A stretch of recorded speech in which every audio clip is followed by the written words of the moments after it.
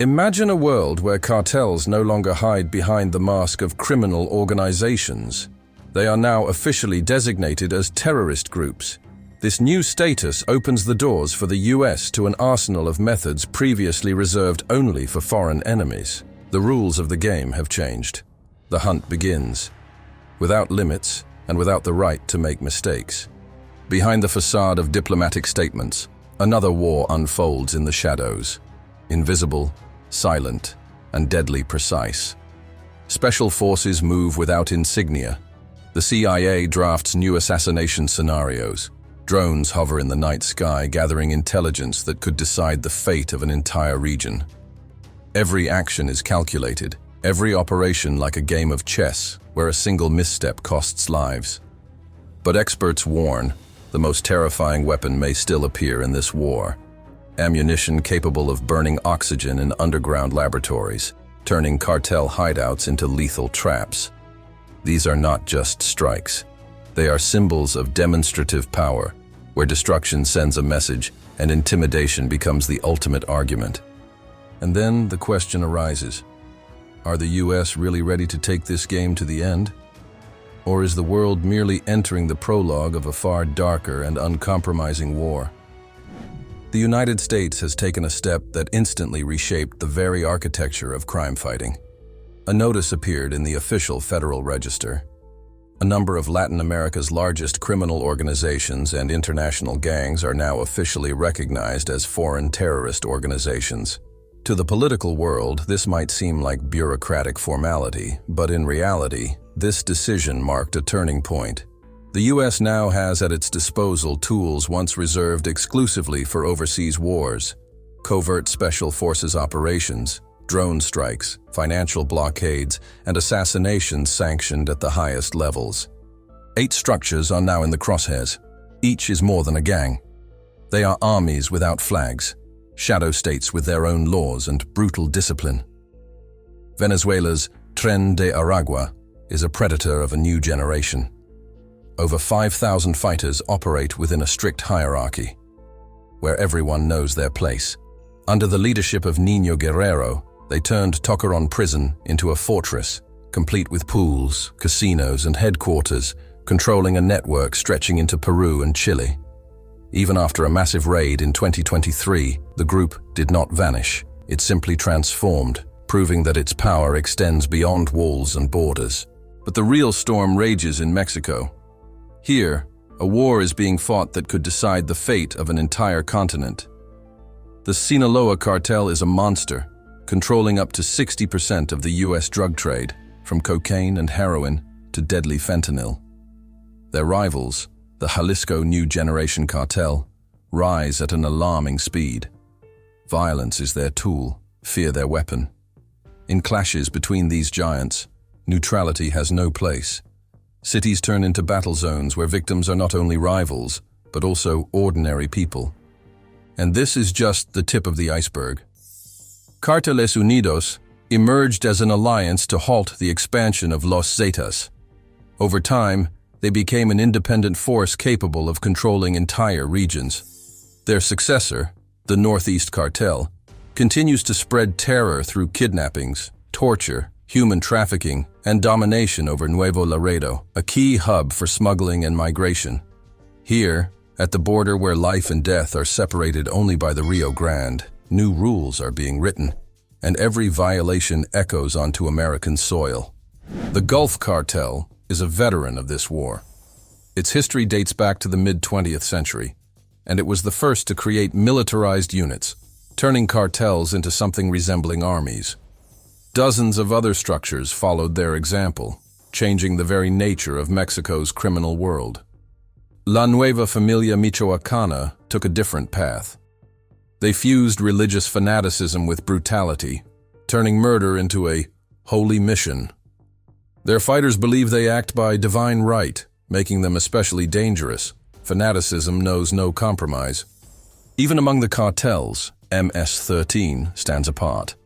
It is not just a gang, but a virus spreading across the continent.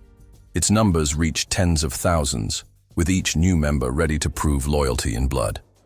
Central American prisons have long served as their headquarters, from which leaders coordinate operations as if running corporate offices.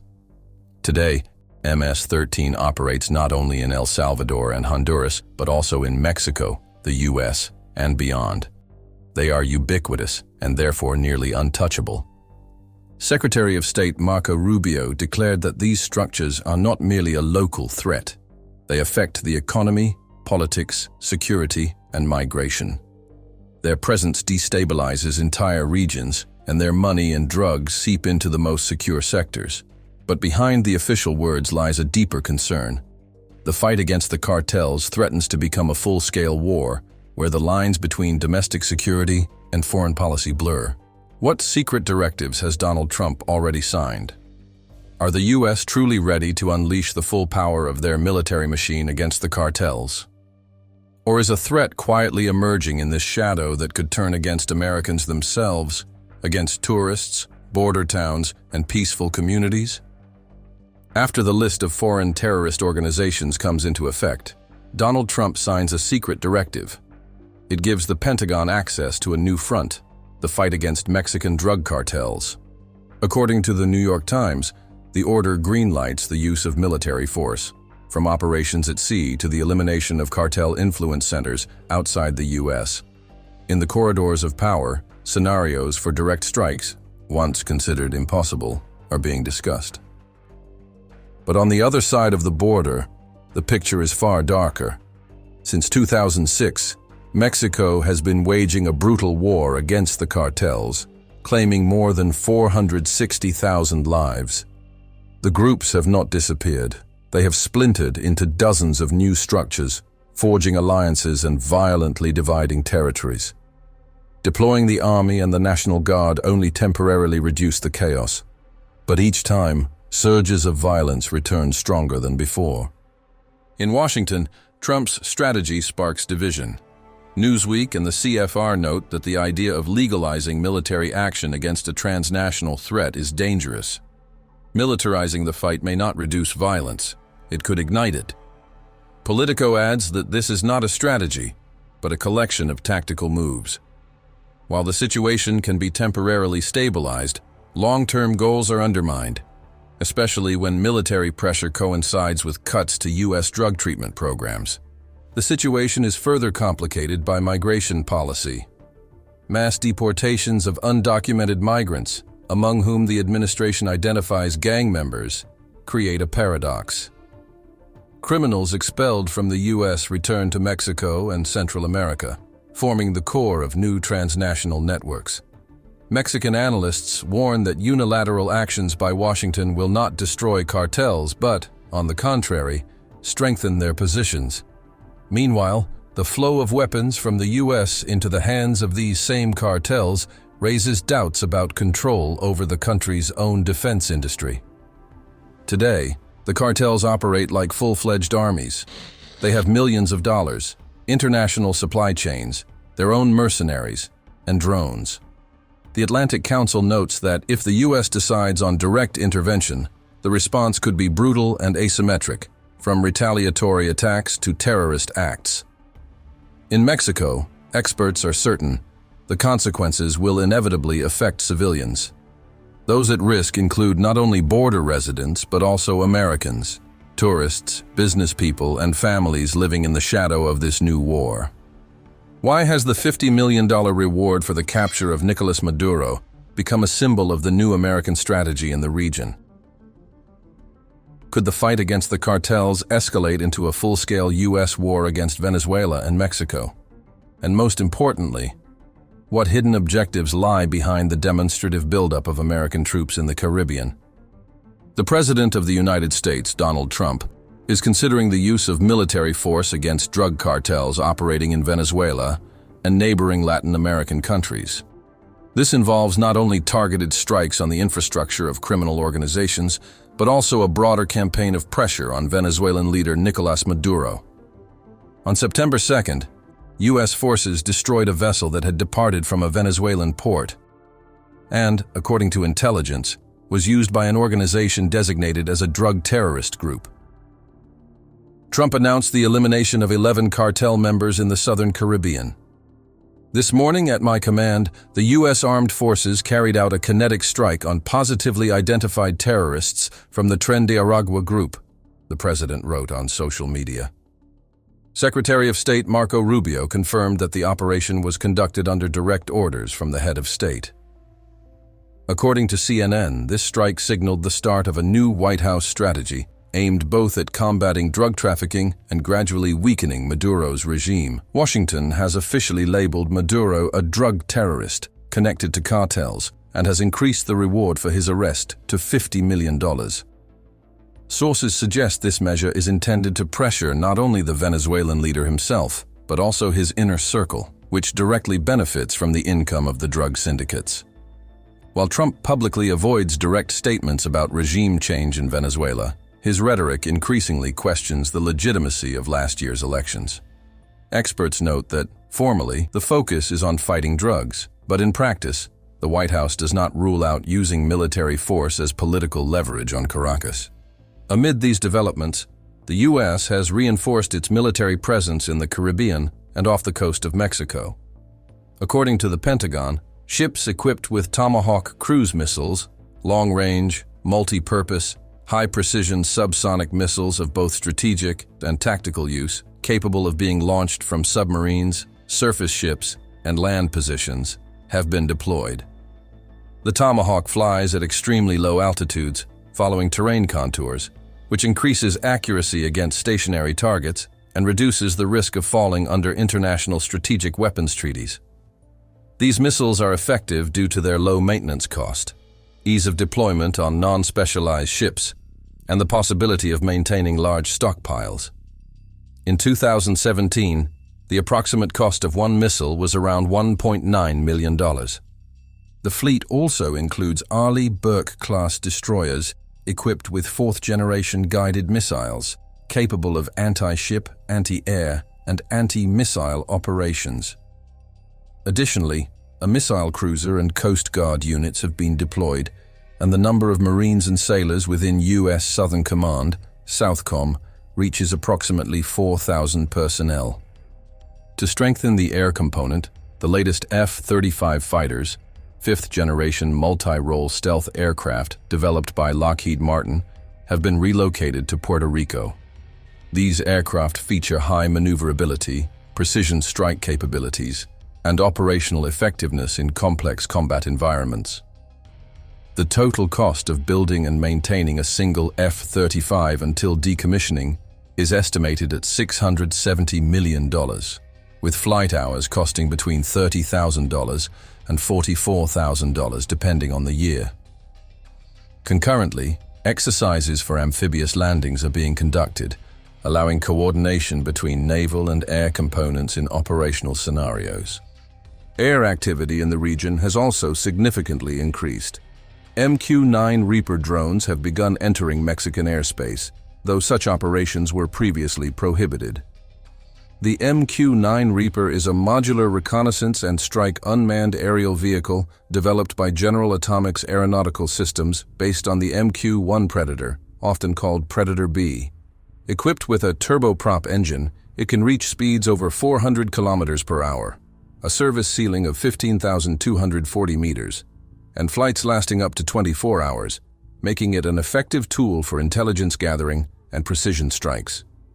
Troop deployment is carried out using the USS Iwo Jima Amphibious Group and the 22nd Marine Expeditionary Unit. Simultaneously, about 10,000 U.S. soldiers are already stationed along the southern U.S. border, including units of the 101st Airborne Division, previously withdrawn from Romania. Analysts estimate that the overall U.S. force concentration along the Mexican border and in the Caribbean could soon surpass the number of American troops in the Middle East. Washington's focus extends not only to Venezuelan structures, but also to Mexican cartels, with particular attention to La Familia, known for its brutality, and the massive Sinaloa cartel, numbering 40,000 to 50,000 combatants. The tense situation is compounded by a diplomatic crisis between Washington and Mexico. Since late 2024, following Trump's re-election, relations between the two countries have rapidly deteriorated. The US president suggested that Mexico and Canada join the United States, sparking outrage among neighbors. Additional tension arose from the imposition of 25% tariffs on Mexican imports, threatening the North American free trade system. In response, Mexican authorities accused Washington of aggressive interference and attempted dictation. U.S. officials officially accused Mexico of collusion with drug cartels and of failing to control the situation domestically. Vice President J. Vance described expectations from Mexican authorities as childish magical thinking, pointing out that cartels effectively control entire regions. Mexico, in turn, deployed 10,000 National Guard troops to the northern border, but this has had little impact. The Wall Street Journal reported that the Pentagon does not rule out military operations on Mexican territory if Trump's demands against cartels are not met. Mexico's top military leadership was shocked and outraged by such threats, interpreting them as a signal to prepare for full-scale U.S. actions. Washington officials emphasized that the president has the authority to use already deployed forces for direct military operations. The broad range of available weapons gives the White House flexibility in planning scenarios. However, experts warn that U.S. Marines lack sufficient experience in fighting drug cartels, and a transition to a ground conflict could turn the southern U.S. border into a zone of full-scale combat. What lies behind a bomb that destroys not only walls but the very air surrounding its target? Why has the use of this weapon become a symbol of violations of international law, yet continues to appear in modern conflicts? Could thermobaric charge technology one day go beyond war and be used against drug cartels?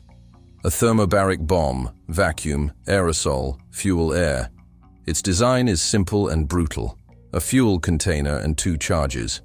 The first ruptures the casing, releasing a cloud of combustible mixture. It seeps into building cracks, defensive fortifications. The second charge ignites this cloud, and in a fraction of a second, the space transforms into a blinding fireball. The shockwave destroys fortifications, while the vacuum absorbs oxygen, leaving behind only silence and death. Such bombs are capable of annihilating structures, equipment, and lives. This is precisely why their use is prohibited by the Geneva Convention. Yet prohibitions have not always stopped those at war.